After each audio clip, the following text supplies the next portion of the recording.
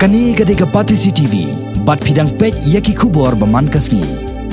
Hadin ke jing syakem no ukliat no ilam jong kawai ke Kynhun Kieng Atiar, hari lom Garo ke Garo National Liberation Army, u champion marak ha unaitung jong snam azakat ar. Ba ke jing syak yap no sa wai ne kino ilam jong ke Kynhun usahan di Shira artayo muncua. Lese la banong bakat nat pulet kelala ban pentrany yo bot lom jong ke Gnla. Hakis nam malala lasaki ke jingwan pai no ru ki Dkhot jong ke Gnla sake imlang salang daka bawan Pyndem white no Ïaleh bat menta ke kenti sa prangot ki Dkhot jong ke Kynhun Kieng Atiar kilawan kieu sake ni ganong ba shulong ban Pyndem no Ïaleh na ke jing khon bat IT no ki Tiar Ïaleh ma jong ki sakatnat pulet jong ke sarkar Gnla. Kini ki prangot ki Dkhot jong ke Gnla kilawan ban Pyndem white no hanne ke sngi hakmat jong menteri sarkar bakmi yakatnat home police u James PK sangma Ryngkat ke lang u Director General of Police USB Singh bat kiwei de ki pulen. Kini ki Dkhot jong ke Gnla hakajing sisa kilami na ki khlau ki ba ki ju shongre tengen baro sikata na du nen kasngi ke khatwai trek uluber daka bale je kandoru ye wai na ki pastor ha William Nagar u Reverend ST Sangma hakaba nakalyang uliu pastoru ulalit lami ki hakmat ki pulet jong ka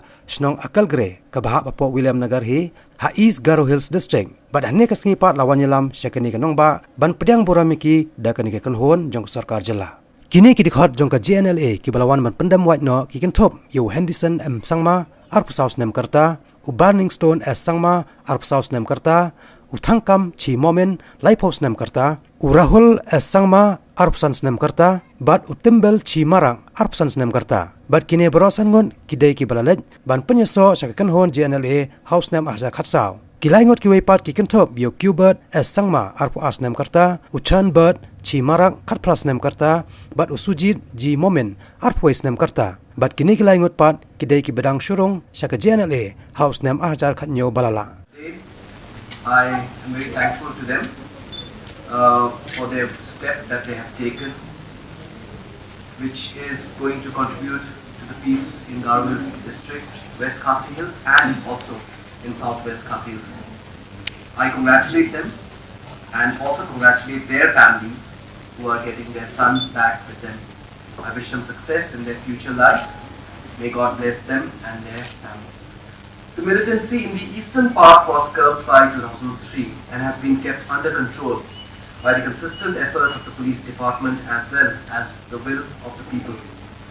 to resist the efforts of the militants to gain any ground.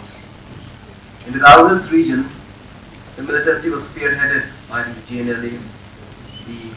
Garo National Liberation Army, which was formed in 2009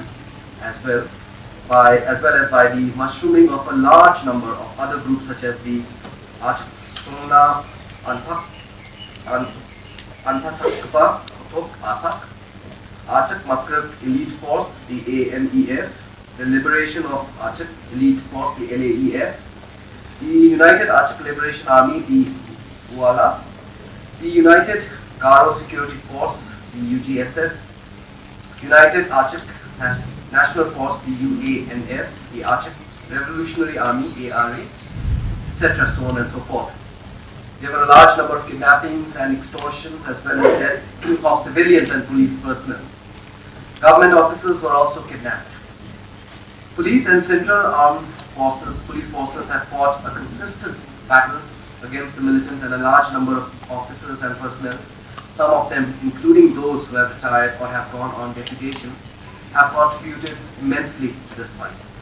We acknowledge their contribution to this fight.